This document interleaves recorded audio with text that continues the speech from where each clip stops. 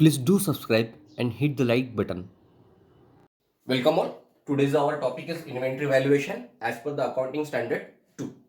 Inventory valuation, inventory जो हम raw material purchase करते हैं, हमारे स्टोर में स्टोर करते हैं और उसका फर्दर यूज करते हैं प्रोडक्शन में, उसका इन्वेंट्री क्या इन है, क्या आउट है, क्या रिसीव्ड है, क्या इशूड है, उसका मेंटेन करना, उसका वैल्यूएशन करना, that is a inventory valuation. अब इन्वेंट्री वैल्यूएशन होता कितने तरीके से है? तो इन्वेंट्री वैल्यूएशन होता है 4 तरीके से। By 4 methods we can do inventory valuation, like LIFO method, FIFO method, average, weighted average method. But as per the Nagpur University MBA syllabus concern, we have to see only LIFO method and FIFO method. And today is our topic LIFO. Today we are going to see LIFO method. आज हम LIFO method देखने वाले हैं।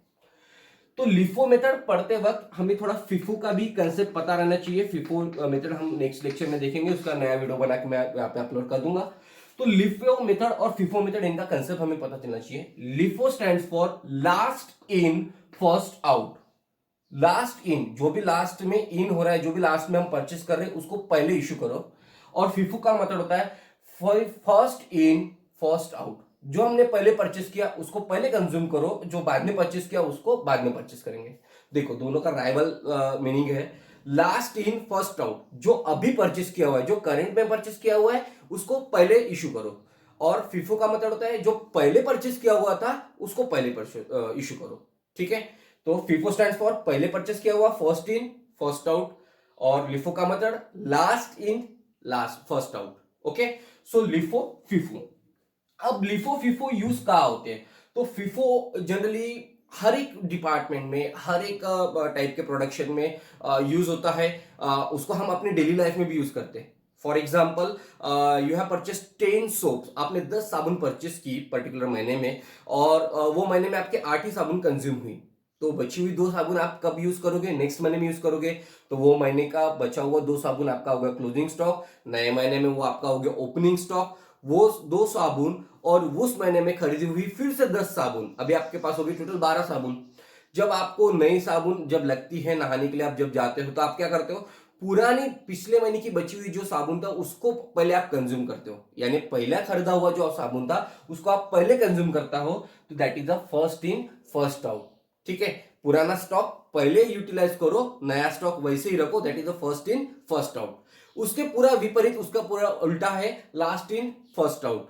यानी वो 2 साबुन वैसे ही रख दो, लेकिन अभी जो नई 2 साबुन लाई थी, पिछली 2 साबुन शायद कोई हल्के कंपनी के लाए हो, अभी 10 साबुन अच्छी कंपनी के लाए हो, आपके लिए नया ट्रेंड है, तो आप क्या करते हो? अभी जो लाई हुई साबुन है उसको पहले कंज्यूम करते हो और पिछले महीने का बचा हुआ साबुन वैसे ही रखते हो। यानी लास्ट इन, अभी जो लाया हुआ है, करंट में जो लाया हुआ साबुन है उसको आप पहले कंज्यूम करोगे। लास्ट इन फर्स्ट आउट, और पिछला बचा हुआ वैसे ही डंप करके रखो। तो ये कंसेप्ट है। इसको प्रैक्टिकली कैसे मेंटेन करना है या तो फिर प्रैक्टिकली कैसे उतारना है वो हम देखते हैं। इसके पहले जो स्टूडेंट्स 11वीं 12वीं में पढ़े होंगे लेजर अकाउंटिंग वगैरह, तो वो अकाउंटिंग फॉर्मेट में था। हमें सिंपल यहाँ पे स्टेटमेंट फॉर्मेट में उसको प्रेजेंट करना है, फिर भी हम उसको फॉर्मेट के तौर पे ही लिखेंगे। यहाँ पे फॉर्मेट के तौर पे मैं आपको बताऊंगा कि कैसे उसको लिखना है। ठीक है, मैं कुछ कॉलम्स बना रहा हूँ, ध्यान रखिएगा, ध्यान से देखिएगा कि कॉलम्स किस तरीके से बनते हैं और किस तरीके से उसको लिखना है। सबसे पहले जब भी हम इन्वेंट्री का वैल्यूएशन करते हैं तो 2 चीजें रहेंगी, इनवर्ड रहेगा और आउटवर्ड रहेगा, है ना। स्टॉक आएगा भी और जाएगा भी। आएगा तो रिसीव्ड है और जाएगा तो इश्यूड है ना। तो रिसीव्ड और इश्यू, ऐसे मैं 2 कॉलम यहाँ पे बनाता हूं। भाई आया भी गया भी, इसका वैल्यूएशन कैसे रखेंगे, इसको बैलेंस कैसे रखेंगे? तो बैलेंस रखने के लिए जो भी स्टॉक अपने पास हम मेंटेन करके चल रहे हैं, जो भी अवेलेबल है वो भी बताना पड़ेगा। तो एक कॉलम ये भी बन गया, दैट इज अ बैलेंस। एक इशू, अगर हम इशू करवा रहे हैं तो एक रिसीव। ठीक है, इधर मैंने डेट लिख लिया, ये हो गया मेरा पर्टिकुलर्स। ओके, सो मैं यहां पे कुछ सब कॉलम्स बना रहा हूं। अब ये सब कॉलम्स किसके लिए? तो सब कॉलम्स है, एक पहला रहेगा मेरा क्वांटिटी, दूसरा रहेगा रेट, और तीसरा रहेगा उसका amount. Quantity, rate, amount, quantity, rate amount. Okay, so यहां पर मैं नाम दे देता हूं quantity rate amount, quantity rate amount. चलो, तो चलिए अपना फॉर्मेट बनके रेडी है लिफो मेथड के लिए। तो मैं मानता हूं ये 1 जनवरी को, जनवरी 1 इस दिन मुझे पता चला कि 31 दिसंबर को कुछ बचा हुआ जो स्टॉक था, जिसको मैंने क्लोजिंग स्टॉक करके मेंशन किया था 31 दिसंबर के एंड में, वो मेरा ओपनिंग स्टॉक हो जाएगा फॉर जनवरी 1। तो मैं इसको ओपनिंग स्टॉक करके लिखूंगा। ओपनिंग स्टॉक ये था मेरा 200 यूनिट, तब रेट था 10 रुपए, तो इसकी अमाउंट होगी 2000 रुपए। ओके, नेक्स्ट इसको मैं क्लोज कर देता हूं ये डेट को। फिर 3 जनवरी को मैंने कुछ स्टॉक परचेस किया। अगर उसका बिल नंबर है तो आप यहां पे लिखोगे, अगर नहीं है तो छोड़ दोगे। मैंने कुछ परचेस किया यानी मेरे कंपनी में स्टॉक आया हुआ है। आएगा तो मैं कौन से कॉलम में लिखूंगा? रिसिप्ट वाले कॉलम में। फॉर एग्जांपल मैंने यहाँ पे 300 यूनिट परचेस किया, और आपको तो पता है कि मार्केट में जो रेट है वो फ्लक्चुएट होते रहते, कम ज्यादा होते रहते हैं। तब मेरे को 10 रुपए के हिसाब से मिला था, अब मेरे को मिल रहा है 11 रुपए के हिसाब से।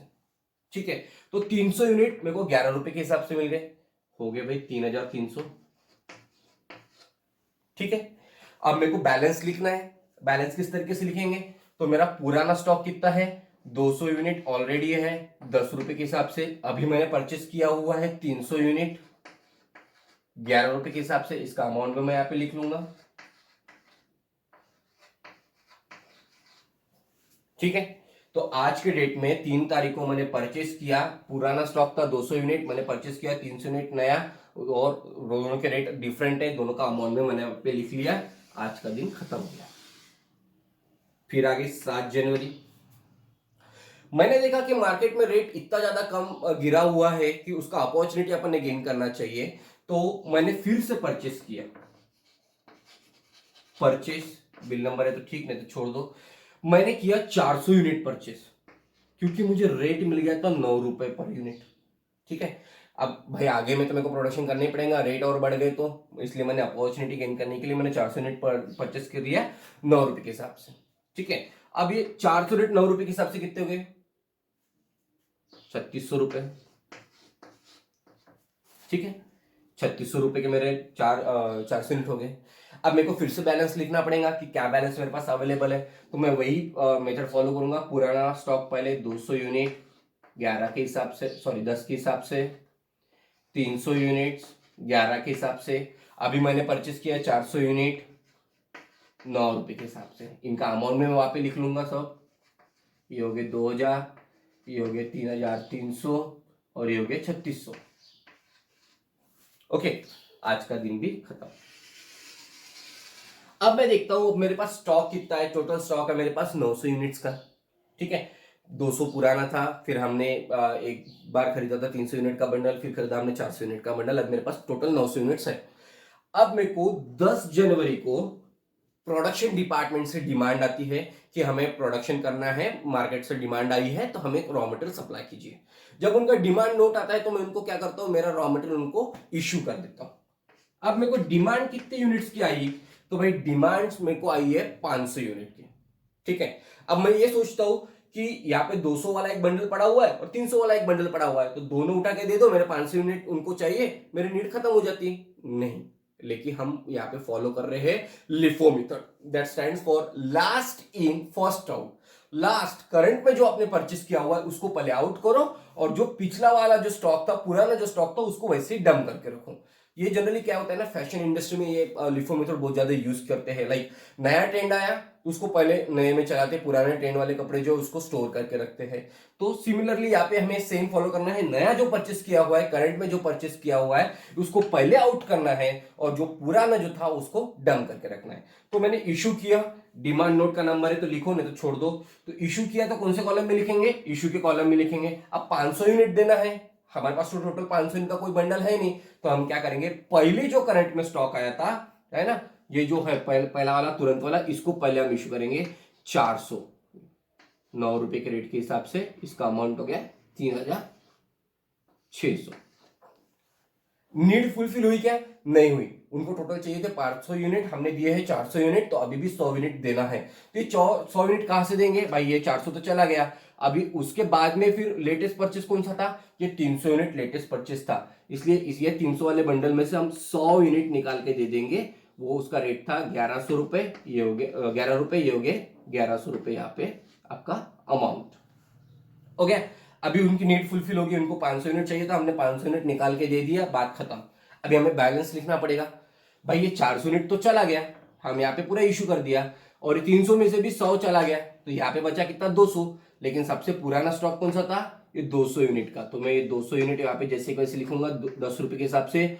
फिर ये 300 में से 100 गए हैं, तो यहाँ पे बचे 200, इसलिए फिर से 200 यूनिट लिखूंगा 11 रुपए के हिसाब से। यहाँ पे हो गए 2000 रुपए, और यहाँ पे हो गए 2200 रुपए। इस हिसाब से मेरा 10 तारीख भी खत्म हो गया। मैंने फिर से परचेस किया 12 तारीख को, मेरे को फिर से डिमांड आया, अच्छी डील भी मिल गई, शायद अच्छी मिली बुरी मिली जो भी है, लेकिन मैं प्रोडक्शन डिपार्टमेंट से मेरे को डिमांड आया। मेरे को पता है कि मार्केट में डिमांड बहुत हाई लेवल पे चल रहा है, तो मेरे को स्टॉक करके रखना है। मैंने फिर से परचेस कर लिया। मैंने परचेस किया यहाँ पे 300 यूनिट, और 300 यूनिट भी मेरे को मिले 10 रुपए के हिसाब से, तो ये हो गए मेरे 3000 रुपए। अब मेरे को फिर से यहाँ पे स्टॉक लिखना पड़ेगा, मेंटेन करना पड़ेगा।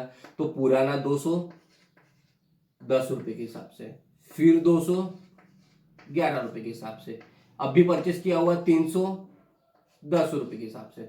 ये हो गया 2000, ये हो गया 2200, और ये हो गया 3000 रुपए। खत्म। 15 तारीख को मेरे को फिर से डिमांड आती है, फिर से इशू करना है मेरे को स्टॉक अपने प्रोडक्शन डिपार्टमेंट को। अब मेरे पास स्टॉक देखो कितना है, टोटल 700 यूनिट्स मेरे पास अवेलेबल है। अब 700 में से मेरे को आया 600 यूनिट का, मेरे को स्टॉक का इशू करना पड़ा। मैं यहाँ पे लिख देता हूं इशू, 600 यूनिट इशू करना है। 600 इशू वाले कॉलम में लिखेंगे 600 यूनिट इशू करना है। बट मेरा रूल क्या है? Last in first out. तो लास्ट में क्या था? ये 300 पहले, ठीक है, 10 रुपए के हिसाब से 3000 रुपए हो गए। फिर 200 11 रुपए के हिसाब से 2200 रुपए ये हो गए। फिर 600 करना है, पर कंप्लीट करना है तो 100 इसमें से लेना पड़ेगा। मैंने 100 इसमें से लिए, 10 रुपए के हिसाब से 1000 रुपए। अब मेरे पास स्टॉक क्या बचा है? इसको बैलेंस भी तो लिखना पड़ेगा।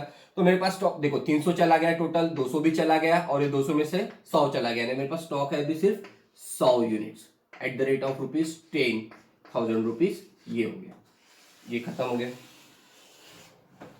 अब देखिए होता क्या है, मंथ एंड में आपको आपका फिजिकल स्टॉक भी तो वेरीफाई करना होता है। फिजिकल स्टॉक भी आपको वेरीफाई करना होता है कि भाई आपने बता रहे हो कि मेरे पास 100 यूनिट बचे हुए हैं। फिजिकली जब आप चेक करने जाते हो तो आपको पता चला कि 2 यूनिट तो चूहे ने कुतर लिए, खराब हो गए, चोरी हो गए, आग लग गई, पानी आया, बाढ़ आई और बह गए, चले गए, कुछ भी हो सकता है, अनसर्टेनिटी है। तो फिजिकल जब भी वेरिफिकेशन करते हो आप at the end of the month, for example 31 में जनवरी को फिजिकल वेरिफिकेशन कर रहा हूं, तो मेरे को पता चला कि भाई मेरी 80 यूनिट है, सिर्फ 20 यूनिट मेरा क्या चला गया, शॉर्टेज हो गया, खराब हो गया, बेकार हो गया। तो यहाँ पे मैं इसको रिकॉर्ड कर लूंगा, शॉर्टेज। अब शॉर्टेज जा रहा है ना, जो भी जा रहा है ना, चाहे वो फिर किसी भी वे भी जाए, तो हम प्रोडक्शन डिपार्टमेंट को दे दे, खराब हो दे, चोरी हो जाए, जो भी वे से जा रहा है, शॉर्टेज अगर आप लिख रहे हैं तो उसको आप लिखोगे इशू वाले कॉलम में। कितने यूनिट का शॉर्टेज है? तो भाई 20 यूनिट का शॉर्टेज है, 10 के हिसाब से हो गए 200 रुपए। अब मेरे पास बचा क्या बैलेंस? तो 80 यूनिट्स बचे हुए, 10 के हिसाब से 800 रुपए। ये यहाँ पे आप इसको क्लोज कर दोगे, मेरे पास जगह नहीं है इसलिए मैं आपको बता रहा हूं, यहाँ पे क्लोज कर दोगे, और नीचे में आप नोट लिखोगे क्लोजिंग स्टॉक एज ऑन 31 जनवरी ऑफ ₹800, ठीक है, या तो फिर क्लोजिंग स्टॉक एज ऑन 31 जनवरी 80 यूनिट्स ऑफ ₹800, ठीक है। इस तरीके से आप वो स्टॉक को मेंटेन करोगे, रिकॉर्ड करोगे, और उसको मंथ एंड में फिजिकल वेरिफिकेशन भी करोगे। So this is all about LIFO method.